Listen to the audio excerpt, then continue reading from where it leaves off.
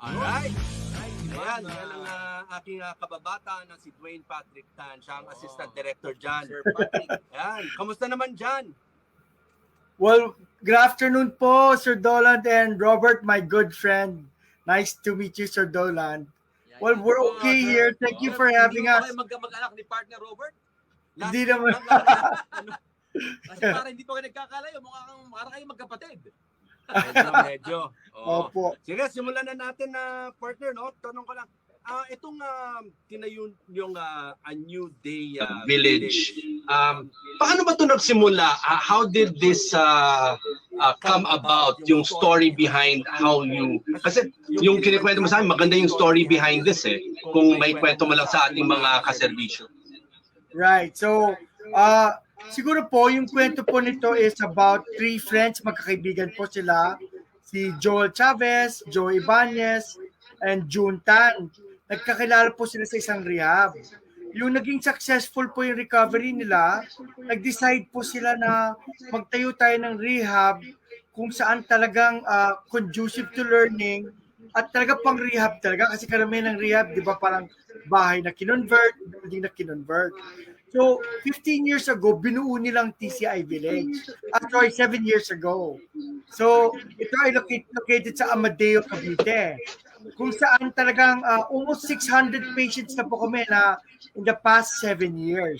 Hi, Ate Claire. Nice to see you. Hello. Hi. Magandang hapon po, Miss Claire. Ayan, ang resident psychologist natin. Psychologist. Dyan sa A New Day Village. Hello po, ma'am.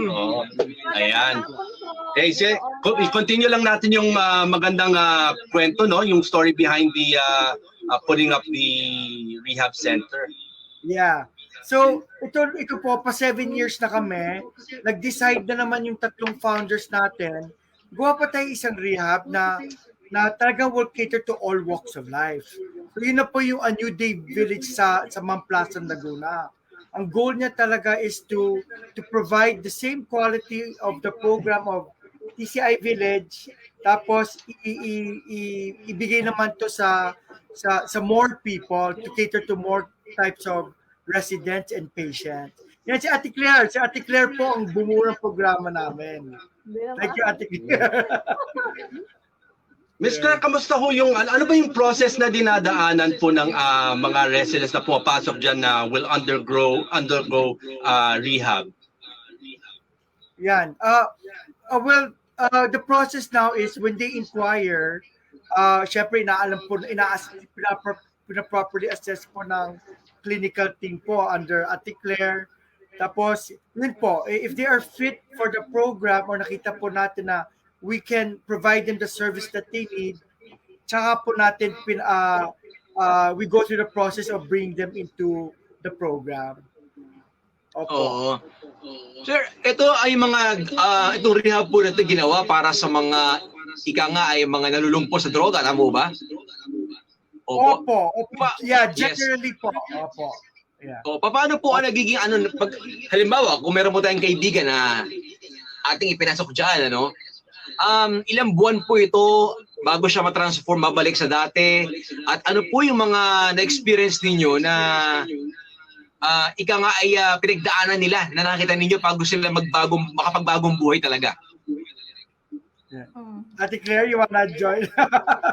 Sure. Maraming salamat. Magandang hapon po sa inyo, Ginoong Dolan Castro at Ginoong Robert Tan. Thank you for the invitation.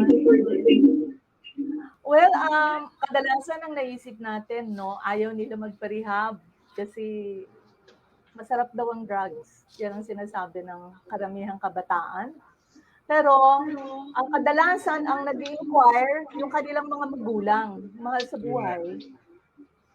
At sa tagal ng pagpapatakbo namin si rehab, pag-alaman namin na magandang kinakausap sila, involved sila sa kanilang pagpapagamot. Kaysa yung bibiglain mo sila na pagpasok mo lang, hindi niya alam ano nangyayari sa kanya, ba't niyo ako kinulong, yung mga ganon, involuntary confinement. Pero mas maganda kakausapin, ipapaliwanag sa kanya, ano na ba yung nangyayari sa buhay niya, ng mahinahon. Ngayon kung hindi naman, baka kailangang dagdagan pa yung pressure na magpagamot siya. Okay? Yeah. So, pag sila sa center, in-interview namin sila. Merong yung clinical team, meron kaming psychiatrist, may psychologist kami, meron kaming recovery support ng mga staff, pareho ni si Ginoong dito, si Patrick, si Kuya Patrick. Siyempre, alam mo, sa napag-alaman natin, magandang motivator, magaling silang mag-motivate ng mga taong nagugumon sa droga kasi pinagdaanan nila. Sila yung frontliners, no? So parang meron agad empathy.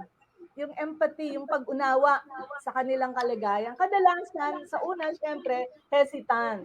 Pero pag nasa loob na ng programa at nakita nila yung benefit na hindi na sila babalik hindi na nila tatahakin yung buhay na ganon, mamomotivate na sila. So, kasi ang pinapatakbong programa ng TCI at ng A New Village ay ang tinatawag na therapeutic community. Yes. Yung therapeutic community na yon ay grupo na mga nagbabago na. At karamihan sa kanila ay nagkaroon na ng training sa pagtulong ng mga nagda-drugs at sila na ngayon tumutulong na rin. Yun yung significance ng inspirasyon na nanggagaling doon sa aming founders na tatlo. No? Yeah. Sila yung malakas na inspirasyon dahil sila din yung nag-finance, no?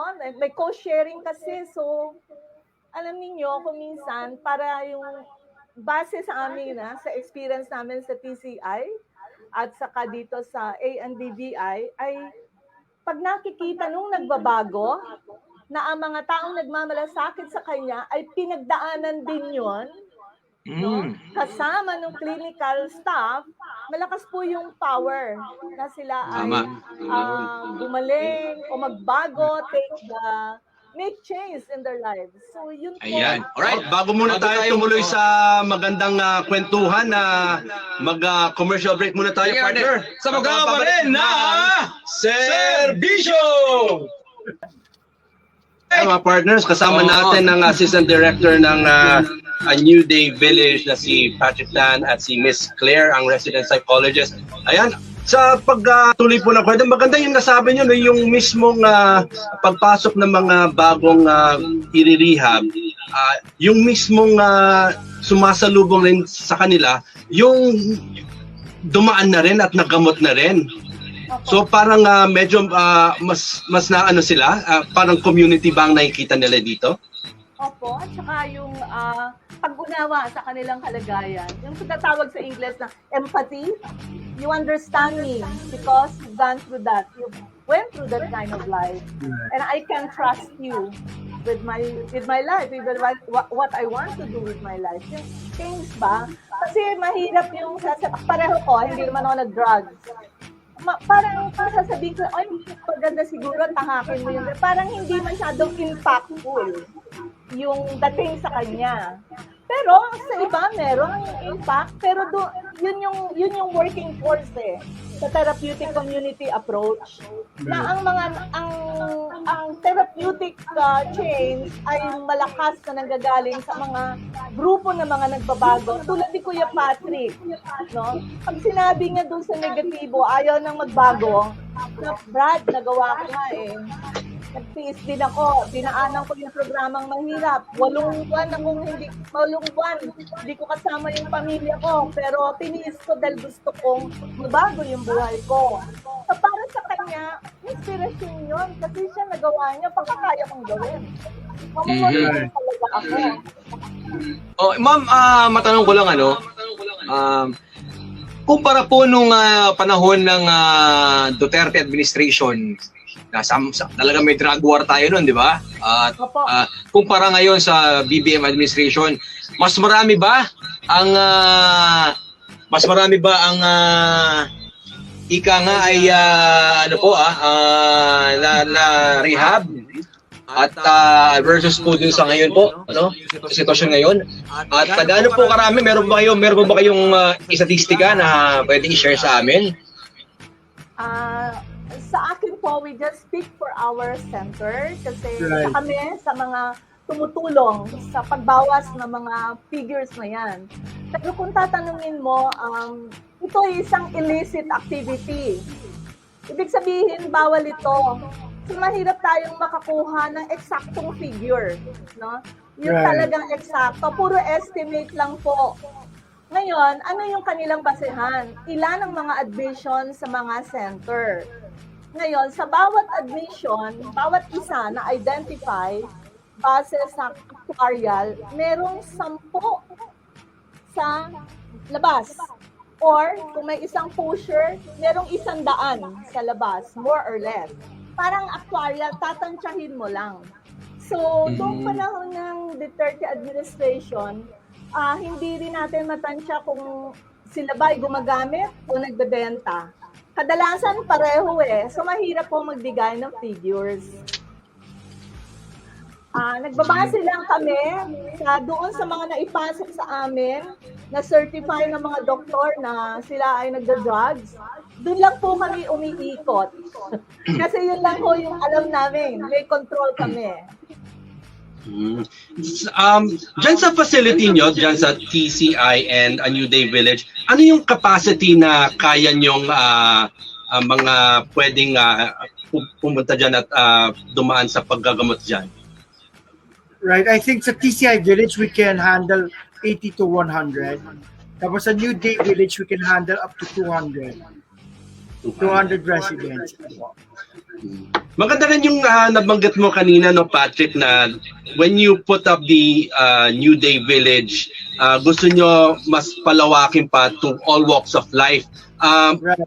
You mentioned open kayo for indigents na yung hindi nila kayang yung kanyang klaseng gastos na malaki. Alam natin sa rehab, malaking gastusan yan eh. Opo, yes. The founders decided that we wanted to provide socialized pricing. So kung ano po kaya bayaran ng isang resident or yung family ng resident, as long as it is it'll go through the process of going under our social worker, i-interviewin sila, then we can decide po kung ano po ang magiging price po na magiging contribution ng isang prospect or prospect resident. Opo. Sir Patrick, magkano po ang aabutin sa pagka po isang gusto magpa-rehab diyan? Oo, magkano ba ang gagastusin nila? Pero kaya naman ba itong pamilya? Tingin mo? Paano ba? Affordable naman ba, Sir Patrick? The way that it was designed na talagang we have different rooms, let's say one per room, two per room. So we can really actually cater sa iba-ibang presyo sa program, but without sacrificing the quality of the program that's under Ate Claire. So like for example, our regular range would be from 25 to 35,000, depending on the rooms. Pero we can go as low as, depending nga sa kung anong kakayahan ng mag-apply for indigency or tinatawag natin yung socialized pricing. Sa cost na yan, Patrick, how long yung process ng rehab? Is that months, weeks? 12 to 15 months kami. 12 to 15 months. 3 months? 3 months? 12 to 15 months. 12, matagal, oo. Yeah, kasi Ate Claire, based on our own experience, the longer the program, the better of chance of recovery. That's why when residents come to us, talagang sinasabi namin na our goal is to make you productive individuals. We're not here to just safekeep you, but to really help yung mga tao to recover. Yun po ang goal natin. Okay. Oo. Ayun nga, no? So, 12 to 15. Meron bang difference sa Sir Patrick and Ma'am Claire? Kung halimbawa, ikaw ay naging user ng shabu or ikaw ay naging user ng marijuana, may difference ba, or ecstasy for that matter, no? Sa haba ng gamutan, meron bang gano'n o pare-parehas lang? Kasi we run a TC program at base sa DOH, mga at least 6 months in the program. So, depende din yon sa pacing and reception nung nagpapagamot sa program, yung kanyang progress. Merong iba mabilis, merong iba matagal. Yung mabilis kadalasan, pagka yung lalabas na sila, mas mataas yung relapse. Bumabalik eh. We know very well na chronic relapsing disease ang addiction. So, mas matagal na wala, mas nakaka-recover yung brain. Wala kasing mga droga, no? Pero kung sandali lang, parang parang pinalipas mo lang yung kung tawagin namin remission, na 30 days o 60 days. Tapos ilang taong sila gumamit, kadalasan pinakamababa 5 years. Yeah. Yung sinasabi, ha? Pero yung hindi pa sinasabi, no? And it takes a long time na makita mo talaga yung substance abuse history ng isang tao. Marami pa rin silang tinatago, hindi masabi sa therapy, no? At hindi lang yon, merong kasamang ibang kondisyon, may depression, may anxiety, may ADHD yung iba may gambling addiction, may sexual addiction, no? Yung iba biktima ng partner violence, yung iba marami silang mga pinagdaanan. So hindi lang addiction ang ina-address, kundi yung kabuuan talaga nung dahilan kung bakit siya nag-drugs. Isa po itong napaka-komplikadong kondisyon o kalagayan. So, ayan, sinesenyas na kami. Naubusan tayo ng oras, pero ang ganda ng kwentuhan natin na dito, Patrick at Miss Claire, no? Before we let you go, ano yung mga activities na gusto nyong iparating sa ating mga kaserbisyo na nakikinig at nanonood ngayon na tungkol sa inyong rehab center? Ayan, okay. So kami po, highly structured living. The goal is maging productive ang mga residente habang nasa programa. So it's a mix between meetings, workshops, seminars, training, psychoeducation, pati yung mga behavioral shaping tools. So talagang from Monday, Friday, parang sila nag-aaral, but they're really talking about behavioral change and modification. And then of course, from exercise to meditation, hanggang full structure, hanggang after dinner, paminsan meron pa kami mga groups and mga talks.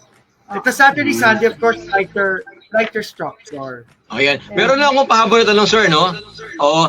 Sir, marami kasi nahihiya, Sir Patrick and Ma'am Claire, sa mga iba nating mga mga kababayan na nalulusaw sa mga bisyo, no?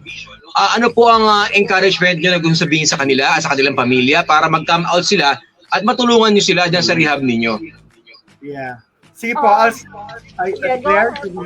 Go ahead, sige. Okay. Ayan. Sir, first of all, Sir Dolan and Sir Robert, in behalf of A New Day Village, we are offering you po 3 slots for the indigency program.